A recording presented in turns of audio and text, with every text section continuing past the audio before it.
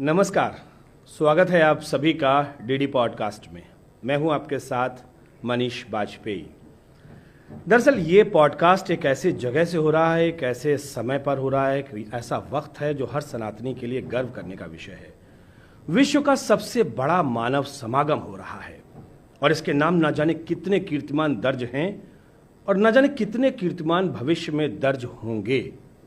न जाने कितनी सूक्ष्म शक्तियां इस वक्त यहां पर उपस्थित हैं, न जाने कितनी देव शक्तियों का आगमन हो रहा है। भौतिक दृष्टिकोण से बात करें तो भी ये बात चरितार्थ होती है और आध्यात्मिक दृष्टिकोण से अगर हम इसका जिक्र करते हैं तो भी ये बात चरितार्थ होती है। और ऐसे वक्त में हमारा ये कर्तव्य बनता है नैतिक रूप से कि इन तमाम दिव्य शक्तियों से, इन तमाम विभूतियों से हम आपका समागम करवाएं, क्योंकि ये संगम है। और न केवल हम उनके विचार सुने बल्कि हम अपने जीवन में भी उनके कृतित्व को, उनके व्यक्तित्व से कुछ प्रेरणा लेकर अपने जीवन को थोड़ा बदलने की कोशिश करें। और ऐसी ही श्रृंखला में आज इस वक्त हमारे साथ उपस्थित हैं करौली शंकर गुरु महाराज जी, जिनका नाम मुझे लगता है कि बहुत से लोग परिचित हैं और बहुत सारे लोग उनके शिष्य हैं, बहुत सारे लोग उन्हें बहुत मानते हैं, जानते हैं। आपका बहुत बहुत स्वागत है। धन्यवाद बाजपेयी जी। ये महाकुंभ की व्याख्याएं अनंत हैं, इसका क्षितिज बहुत व्यापक है। तो इस व्यापक क्षितिज को, या यूं हम कहेंगे इस पूरे के पूरे सागर को गागर में भरने की जिम्मेदारी हम आपको दे रहे हैं। आप निभाएं, कैसे निभाते हैं? बहुत बहुत धन्यवाद आपको कि आपने अपने मंच पर स्थान दिया। दूरदर्शन को बहुत बहुत धन्यवाद। आपका प्रश्न बहुत सुंदर प्रश्न है और इसका उत्तर सबके हृदय में है, बाहर कुछ भी नहीं है। कुंभ का अर्थ ही है कि वह खाली स्थान जो खाली रहे, भरे नहीं, अपने को खाली कर देना है। इस महाकुंभ का अर्थ ही यही है कि इस महाकुंभ में जितने भी यहाँ विभूतियाँ उपस्थित हैं उनके पास आए तो अपना घड़ा बिल्कुल खाली लेकर आए, एकदम खाली। अगर पहले से कुछ भरा हुआ है तो यहाँ से जो जाएगा वो आपके लायक नहीं होगा, मिश्रित हो जाएगा। इस महाकुंभ में आना है तो घड़ा खाली लेके आना है और यहाँ से भर के जाना है। तो खाली क्या करना है? महापुरुष बार बार कहते हैं, अपना अहंकार, अपना मोह, अपना तमाम जो भौतिकता है, बढ़ी हुई अपनी इच्छाएं हैं, तमाम विचार हैं, जंगल है विचारों का, इनको सबको तिरोहित करना है, खाली करना है। फिर भरा क्या जाएगा उसमें? फिर उसमें अपने आप सुख और समृद्धि, पूरा जीवन उत्सव जी समझ में आएगा। अगर सुख और समृद्धि है तो पूरा जीवन उत्सव में बीतेगा। इसके कई नियतार्थ हैं। पॉडकास्ट चूंकि हम लोग कर रहे हैं और यहाँ बहुत दिल की बातें होती हैं, बहुत ज़्यादा औपचारिकता नहीं होती यहाँ पर। हमारे महान ऋषि और तमाम महान विभूति ये कहते रहे हैं कि यहाँ पर सर्वस्व दान कर देना है। यहाँ पे लोग दान करने की भावना से आते हैं, देने की भावना से आते हैं, लेने की भावना से नहीं आते हैं। तो जो अभी बात आप कह रहे थे उसमें कुछ मुझे थोड़ा सा विरोधाभास नजर आ रहा है। दूसरी चीज, कहीं ना कहीं जो मुझे लगता है वो ये है कि जो हमारे जबान पर है, जो हमारे मुंह में है, वो हमारे हृदय में नहीं है। ठीक बात। ये भी दोनों चीजें हैं। इन दोनों थोड़ा विरोधाभास जो मेरे मन मस्तिष्क में है उसको जरा क्लियर करें, फिर हम लोग आगे बात करते हैं। वाजपेयी जी, दो चीज़ें हैं इस संसार में जिन्हें हम ज्ञान चर्चा में लाते हैं, बात करते हैं आपके साथ। या तो मेरे पास सूचना है, दूसरों के द्वारा आई है, महापुरुषों के द्वारा आई है, हमारे संस्कारों में मेरे परिवार से आई है, अथवा ये मेरे स्वयं के अनुभव से आई है, जिसे हम ज्ञान कहते हैं। तो दो तरह की चीज़ें मेरे पास उपलब्ध हैं, हर व्यक्ति के पास उपलब्ध है। या तो उसके पास सूचना है, इन्फॉर्मेशन है, या उसके पास नॉलेज है, अपना स्वयं का एक्सपीरियंस किया हुआ, अनुभव किया हुआ, उसका ज्ञान है। जब हम सूचना से संबंधित बात करते हैं तो निश्चित रूप से वो खोखली होती है। अभी तक के जितने भी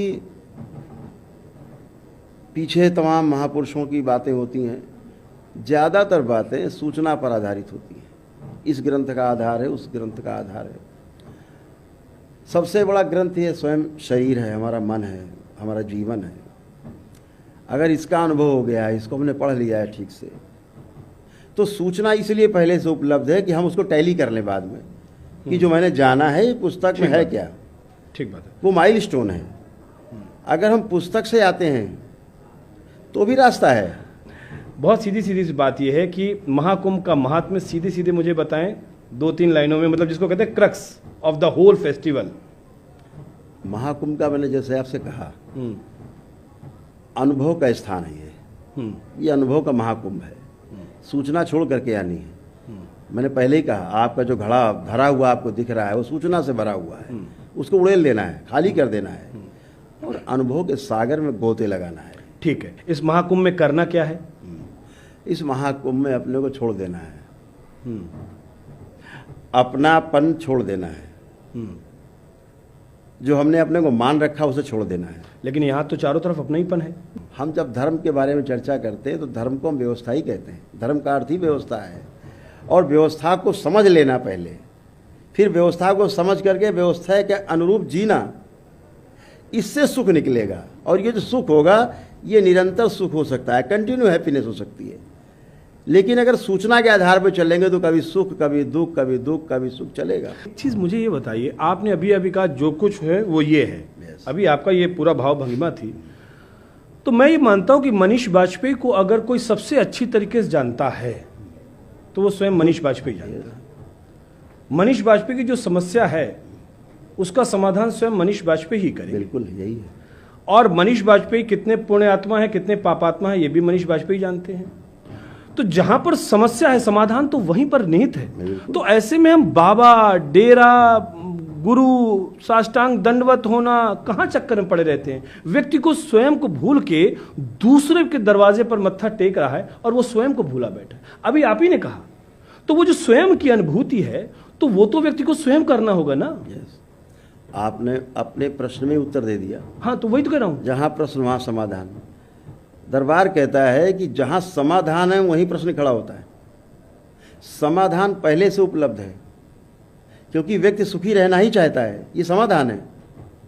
प्रश्न खड़ा होता है कि जी नहीं पा रहा है बाद में वो। इसीलिए गुरु परंपराएं हैं, इसीलिए ऋषि मुनि हैं, इसीलिए वो अनुभव करके बैठे हुए लोग हैं कि आपको रास्ता दिखा सकते हैं सूचना के रूप में। तो मुझे हर व्यक्ति दिखाई देता है कि यह व्यक्ति सुखी रहना चाहता है, ये पागल आदमी स्वस्थ रहना चाहता है, ये बीमार आदमी भी सुखी और स्वस्थ रहना चाहता है। ये उसका संकल्प है। उसका यही संकल्प अगर पूरा हो जाए, ईश्वर के से जुड़ करके, उस महान ऊर्जा से जुड़ करके पूरा हो जाता है संकल्प, उसकी प्रार्थना पूरी हो जाती है। और जैसा आपने कहा कि स्वयं से ज़्यादा कोई नहीं जानता, कोई नहीं जानता, तो उसका संकल्प इसीलिए पूरा होता है, स्वयं का किया गया, क्योंकि उसको अपने बारे में पूरा पूरा पता है। दूसरा व्यक्ति उसके लिए प्रार्थना करता, कुछ छूट जाता है। आप यहाँ पर आए हैं महाकुंभ में, और महाकुंभ में क्या कार्यक्रम है और महाकुंभ से आप क्या संदेश देना चाहते हैं, और करौली धाम का जो भी आप अपना आपका जो भी दिव्य शक्तियाँ जो भी आप अर्जित करके बैठे हुए हैं उनका क्या संदेश है, और लोगों के यहाँ से कैसे, समाज को आप कैसे यहाँ पे एक मार्गदर्शन देना चाहते हैं? दरबार का अपना अनुसंधान है जी। पिछले अनुसंधान तो अगर सूक्ष्म रूप से कहेंगे तो बहुत लंबा अनुसंधान है, वो हजारों वर्ष का, लेकिन अगर हम अपने जीवन काल की बात करें तो 40 वर्ष का अनुसंधान है, जो हमें पीछे हमारे परम पूज्य, हमारे पूर्ण गुरु पंडित श्री राधारमण जी मिश्र, हमारे जो परम पूज्य गुरुदेव थे, उनसे प्राप्त हुआ, हमारी गुरु माता से प्राप्त हुआ। उसको हमने आगे बढ़ाया परंपरा में। उस परंपरा में आगे बढ़ाने से अनुसंधान जो हमें पीछे से मिला परंपरा में, वो हमने उसको और आगे बढ़ाया, दरबार ने बढ़ाया, मिल के बढ़ाया। तो आज हम इस निष्कर्ष से पहुँचे हैं कि मनुष्य को जो चाहता है सुख, वो क्षण में प्राप्त हो सकता है। और वो क्षण में प्राप्त करने की विधि बहुत सरल है, वैदिक है। कैसे? अगर जो दरबार ने अनुसंधान किया है, एक दिवसीय वैदिक प्रक्रिया का पालन करता है व्यक्ति, अपने परिवार के जिन सदस्यों का संकल्प लेके करता है, वह परिवार के सभी लोग 400 प्रकार के मानसिक और शारीरिक व्याधियों से एक दिन में मुक्ति पाते हैं। और वह वैदिक प्रक्रिया जब हम अपनाते हैं तो हमारे पितरों की मुक्ति होती है। पितरों की मुक्ति के साथ साथ पितृ स्मृतियां जो रह जाती हैं, रोग और कष्टों की, उनकी मृत्यु के समय की, वह पितृ स्मृतियां भी नष्ट होती हैं। बिना पितृ स्मृतियां नष्ट हुए, बिना अपनी स्वयं की स्मृतियां पुरानी नष्ट हुई, हम रोगों कष्टों से, समस्याओं से मुक्ति नहीं पा सकते। और ये एक दिन में संभव है। दरबार दिन भर करता है, रोज करता है।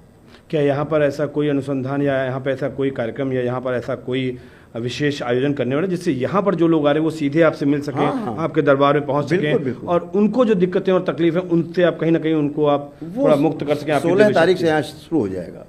अच्छा, और आप यहाँ पे लगातार उपस्थित रहेंगे? यहाँ पर उपस्थित है।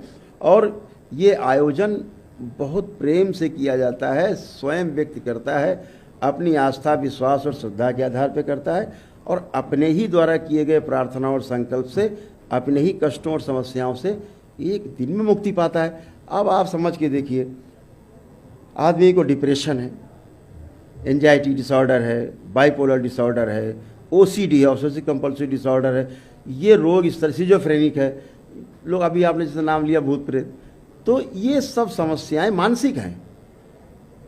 और ये सब मानसिक समस्या एक दिन में समाप्त हो जाती है, आपके ही प्रार्थना संकल्प से समाप्त हो जाती है। इसका कोई इलाज नहीं है। जिंदगी भर आदमी दवा खाता रहता है, बचने का उपाय नहीं है। जिंदगी भर वो करता रहता है, वो एनर्जी है, वो अगली पीढ़ी में ट्रांसफर हो जाती है, फिर अगली पीढ़ी चलती कूदती रहती है। चलिए, तो जो दर्शक इस समय में देख रहे हैं उनके लिए हम जरूर मुखातिब होकर कहते हैं कि 400 प्रकार के रोग, ऐसा करौली धाम सरकार के जो गुरु महाराज हमारे साथ बैठे हुए हैं वो ये कह रहे हैं, और एक दिन में ख़त्म भी करेंगे। तो 16 तारीख से लगातार यहाँ पे आयोजन चल रहा है, तो आप ज़रूर आएँ और इस स्वास्थ्य लाभ कह लीजिए, आपका अपना परिवार की शांति कह लीजिए, तो ज़रूर आप यहाँ पर आएँ। एक चीज़ और हम जानना चाहेंगे, इस पूरे महाकुंभ के बहुत सरकार ने बहुत बेहतरीन सुविधाएं दी हैं, हर जगह पानी, बिजली, आने जाने की रास्ता, रहने का, खाने का, सिक्योरिटी, पूरा महाकुंभ। सरकार के जो प्रयास हैं, जो माननीय मुख्यमंत्री और माननीय प्रधानमंत्री का जो संकल्प रहा है, और मुझे लगता है हर चेहरे पे मुस्कान है, क्योंकि वाकई उसको लगता है कि यार गजब कर दिया मुख्यमंत्री जी ने, या सब लोग प्रेम से उन्हें महाराज जी कहते हैं, बड़ा गजब कर दिया महाराज जी ने। आपका क्या अनुभव है इस पूरे महाकुंभ में विचरण कर रहे हैं, आप देख रहे हैं इन चीज़ों को, क्या अनुभव है आपका? वो वाकई महाराज शब्द के धारण करने लायक हैं, वो महाराज हैं भी। जो व्यवस्था इस महाकुंभ में है, हम लोग तो कल्पना ही कभी नहीं करते थे कि इस तरह की व्यवस्था महाकुंभ में होगी। अनएक्सपेक्टेड, हो ही नहीं सकता था, कभी नहीं हो सकता था। और ये भी एक सृष्टि का ही की इच्छा है, विधि का विधान है कि पूर्ण महाकुंभ के तब ऐसे हमारे मुख्यमंत्री और ऐसे प्रधानमंत्री, स्वयं मुख्यमंत्री के रूप में बैठे हुए, सारी व्यवस्था उनके हाथ में, जो कहते हैं ना परिंदा नहीं पर मार सकता, उस तरह की अद्भुत व्यवस्था, डिजिटल व्यवस्था पहली बार है। और कोई भटकाव नहीं है। कुंभ में आदमी खोने के लिए आता था, डर तो होता था कि खो जाएंगे जाके, इस बार तो कोई भय ही नहीं है, हर चेहरा मुस्कुराता हुआ है। अभी जरा से कोई मिस हो जाए, 10 मिनट के अंदर अपने माता पिता पहुंच जाएगा पास में। हाँ, डिजिटल खोया पाया केंद्र बना है, एकदम जबरदस्त व्यवस्था है। और जिस जगह हम लोग बात करें, ये डिजिटल अपना पूरा मीडिया सेंटर बना हुआ, जहाँ से हम ये पॉडकास्ट कर रहे हैं। बिल्कुल, वो अद्भुत व्यवस्था है, मतलब जिसको हम कह सकते हैं पूर्ण व्यवस्था। पूर्ण कुंभ में, इस पूर्ण महाकुंभ में पूर्ण व्यवस्था। और इस व्यवस्था को जो समझ लेगा उसको सुख मिलेगा, इस व्यवस्था को जो नहीं समझेगा वो दुखी रहेगा, वो चिल्लाता रहेगा। तो सबसे पहले इस व्यवस्था को समझना है कि इसी प्रकार से स्वयं की व्यवस्था को समझना है और समझ करके जीना है। ऐसा समझ करके जीने से सुख मिलता है, और इस सुख की निरंतरता हो सकती है, और सुख की निरंतरता को ही हम आनंद कहते हैं। दरबार की वैदिक प्रक्रिया के द्वारा आपका भूत और भविष्य दोनों स्तंभित हो जाता है आपकी साधना में, और आप वर्तमान में रह करके नित्य आनंद की अनुभूति करते हैं। एक विचार आपके अंदर न भूतकाल का न भविष्य का आ ही नहीं सकता, असंभव। और ये व्यक्ति अपने ही प्रार्थना संकल्प से कर लेता है, क्योंकि एक सही ऊर्जा से जुड़ाव होता है। भगवान भोलेनाथ और माता कामाख्या की जो शक्ति है, माँ की शक्ति है, वो शिव और शक्ति जो है एक साथ होने के कारण पूर्ण गुरु की उपस्थिति है दरबार में बाबा माँ के रूप में। इसलिए रोगों और कष्टों से, समस्याओं से मुक्ति अपने ही प्रार्थना और संकल्प से तत्काल संभव है, तत्क्षण संभव है। अब आदमी कहता है कि भाई तलाक हमें लेना है। अब तलाक तो कोई लेना नहीं चाहता। हम लोग पीछे देखते हैं जब सूक्ष्म दृष्टि में दरबार दिखाता है नहीं तो दोनों अच्छे हैं, तलाक लेना ही नहीं चाहते। वो स्मृतियाँ जहाँ डिस्ट्रॉय होती हैं वैदिक प्रक्रिया से, दोनों हंस रहे होते हैं खड़े, तलाक चाहिए। अरे नहीं नहीं गुरुजी, हमें क्यों तलाक लेना। साथ उनको लगता अभी आज ही शादी हुई है। तो ये खराब स्मृतियाँ अस्वास्थ्य है, बीमारी है। अगर वो हटा दी जाएँ, उनकी जगह उनकी स्वयं की अच्छी स्मृतियाँ हैं ही, पहले से जीना ही अच्छा चाहते हैं, वो आगे आ जाती हैं और वो सुखी रहते हैं। ये स्मृतियाँ क्या हैं? हाँ, स्मृतियाँ हमारे किए गए कर्मों की स्मृतियाँ हैं। किए गए कर्मों को मतलब इस जन्म में या पिछले जन्म में? पिछले जन्मों के लेकर के आज तक की क्रियमाण भी और संचित भी, पिछले जन्मों से भी और इस जन्म की भी। और यह हमारी जो स्मृतियाँ हैं। आप पूर्व जन्म का आभास देते कि हम पिछले जन्म में क्या थे? आपको आपकी सभी को आभास रहता है, सबको आभास रहता है।